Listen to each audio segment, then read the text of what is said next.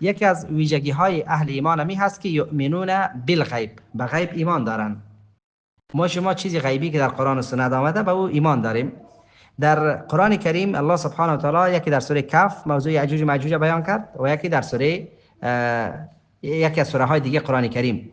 در این دو سوره موضوع یأجوج و مأجوج آمده و احادیث رسول الله علیه و سلام را تشریح و تفصیل کرده. ما با یقین و باور داریم.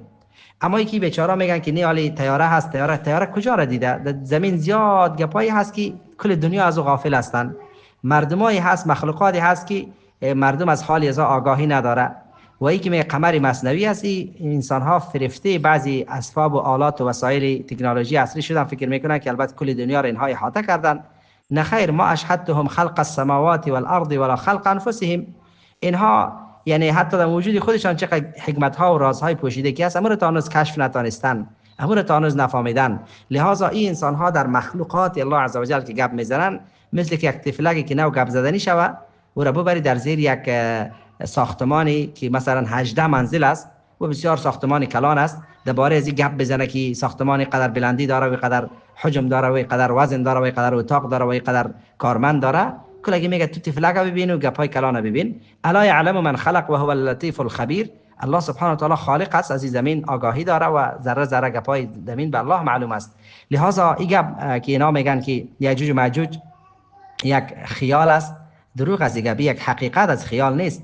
و یا اینکه میگن اینا یک فلسفه مجمل است، یک فلسفه نیست که هر کس مطابق میل خودی را تعبیر بکنه، بلکه اخباری نبی علیه السلام و صفاتشان معین است، بیان شده. این تو نیست که این ملاهای شما یارا گفته که مراد از این است که اینی چیزاست که یعنی مغولا. در این حدیث واضح شده که او کسایی هست که با مردم جنگ نمیتونه، با مغولا خو مردم جنگیدن و او صفاتی که در این حدیث آمده که آب بحیره طبریه را لش مینوشن کاملا، او صفات نیست. و دیگه صفاتشان که در حدیث آمده ای درباره مغولا و دیگران تصدیق نمیکنه. حتی اذا بلغ بین السدین وجد من دونهما قوما لا يكادون يفقهون قولا قالوا یا ذا القرنین ان یأجوج و مأجوج مفسدون فی الارض. لہذا در قرآن الله میگه که پیش روی از دیوار هست. پس این دیوار در کجا است خیر؟ و این دیواری که تا زمان نبی علیه السلام باز نشده بود و در زمان نبی علیه السلام فقط یک اندازه یک دو انگشت که یک جا حلقه کرد گفت به می اندازه برآمدن دیگه. یعنی این گبی که نفر میگه گبش اشتباه. در سوره انبیا در آیه 96 و 97 حتی اذا فتحت یأجوج و مأجوج، یعنی هنوز باز نشده، باز میشود. اینکه چه وقت باز میشه به الله معلوم است. هر مسلمانی که آنها را میخوانه و یقینش به این محکم میباشه که بله یک مخلوقی است به نام یأجوج و مأجوج و پیش روی از یک دیواری محکمی کرد ذوالقرنین و آنها که برند در زمین الله فساد میکنن، بسیار فساد گسترده، فساد بسیار زیاد. و الله سبحانه و تعالی این وعده را داده که حتی اذا فتحت یأجوج و مأجوج و هم من کل حدب ینسلون واقترب الوعد الحق. ببین آیات‌ها را که پورا بخوانن میفهمن. واقترب وعد الحق که در او وقتی قیامت نزدیک می باشه، در او وقت این گپ صورت میگیره. پس فتح یأجوج و مأجوج یعنی در قرب قیامت واقع میشه، نه فعلا واقع نشده تا امروزه. و امام الطبری رحمت الله علیه در زیر آیات میگه که حتی اذا فتحت یأجوج و مأجوج اقترب الوعد الحق ذلك وعد الله الذي وعد عباده. این وعده است که الله سبحانه و تعالی به بنده های خود وعده داده که تو یک وقت میآید، یعنی فعلا نیست، در آینده در قرب قیامت دیگه واقع میشه. بعد از او باز بعضی اقوالی از اهل تفسیر را در این باب ذکر کرده. همچنان نبی علیه السلام فرمود که صحابه را دید که گپ میزنن، گفت درباره چی گپ میزنی؟ گفتن درباره قیامت گپ میزنیم. نبی علیه السلام گفت قیامت واقع نمیشه تا که ده چیز نباشه. تا ده چیز قبل از قیامت واقع نشوه قیامت واقع نمیشه. کدام ده چیز؟ از بین 10 چیز و یأجوج و مأجوج نبی علیه السلام یا ذکر کرد در بین علائم کبرای قیامت. که او کدام علامه است؟ یک خسف در مشرق، یک خسف در مغرب، یک خسف در جزیره عرب. این سه خسف کلان صورت میگیره و یک دودی بسیار بزرگ پیدا میشه. این چهارمش، پنجمش دجال، ششمش دابت الارض، هفتمش یأجوج و مأجوج. یعنی این 6 چیز کجاست که یا میگه هفتمش هم واقع شده، پس 6 دیگه شده کجاست؟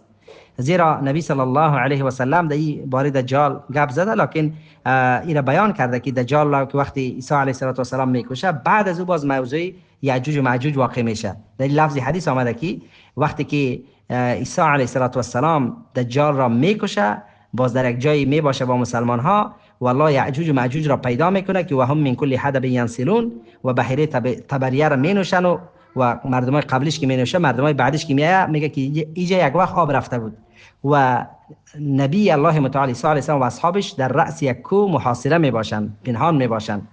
خب در ادامه می حدیث ما شما دو درس هم خواندیم که دو وقت الله سبحانه و تعالی پرنده های را نازل میکنه که اینها را نابود میسازه. پس مغولی ها را کدام پرنده ها نابود ساخت؟ یا النغف فی رقابهم، به مثل ملخ و یک چیزی که در گردنش میچسبه. لحاظا این تو یک چیز تا امروز نامده و واقع نشده و واقع میشه در قرب قیامت. لحاظا در علائم قیامت اکثر مردم دچار غلطی میشن. کسایی که علائم قیامت را تطبیق میکنن که اینی گپ دینی وقت صدق میکنه و اینی حدیث دینی باره هست، او را بالفعل به یک چیز نسبت میدن، باز دچار غلطی و خطا میشوند.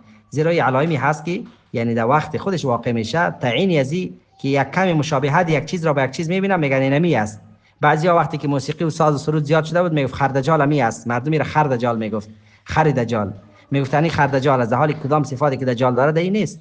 یا این موضوع که ملحمه کبرا واقع میشه، بعضی جنگکا که کمی رشد میگیره مردم میگه این ملحمه کبراست، نه اون ملحمه کبرا که در حادثه آمده و اوصافش دقیق است. پس موضوع یاجوج و ماجوج هم آمدنی هست تا هنوز واقع نشده.